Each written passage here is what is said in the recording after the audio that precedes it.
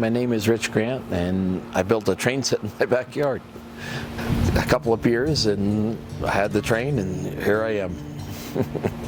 Right when we had a real lockdown, that we weren't even supposed to leave the house, my life was pretty much over, because I was a travel writer and a travel specialist on Denver. So it was just psychologically very rough. I carry all of the knowledge of mankind now in my cell phone.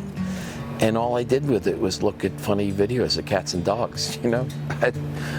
I couldn't get into something. So I had a train set that we'd set up around Christmas, you know, it was just in the house. And I was bored, and I set it up under a tree, but not to run, just as a little display like on the tree. And then I thought, well, I'll add some more track. And I put some more track on the other end. And then I made a little loop, and turned the electricity, and it worked. So then I expanded and keep expanding, and it keeps expanding. I'm not anywhere near done. You can see I've got track everywhere. And I had plenty of stuff. I had the track and the transformers. You know, the sad thing is I could have had 100 projects. I mean, I've studied the Civil War all my life and the Revolution. I have 100 books. There's so many things that I want to know. This was great because it was physical, it was outdoors, and it was something that I could do piece by piece, and it wasn't putting together a puzzle that somebody else had made. I had to make my own puzzle. And making the tracks meet, I mean, that's really the hard part. I had lots of layouts that looked great, but the tracks would be this far apart. So you had to rip everything up and start all over again. It's listed as Silverton, but I'm going to change the name because there's a new station going in. But I have a water mill and water tower.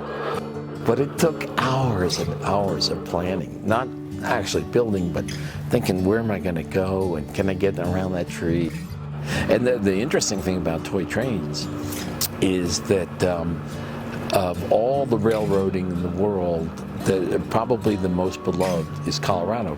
So you go in any model railroad shop anywhere, in Germany, in England, in Japan, all the trains are Colorado trains.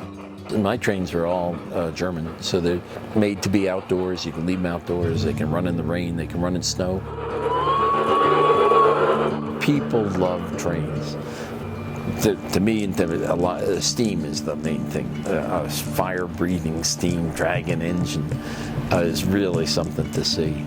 Now I work for Cumberson Toltec Scenic Railroad, which crosses the border, Colorado and New Mexico 11 times. The Cumberson Toltec is really one of the great experiences of Colorado. And it's, you know what, if you live in Colorado, you own it. It's owned by the people of Colorado.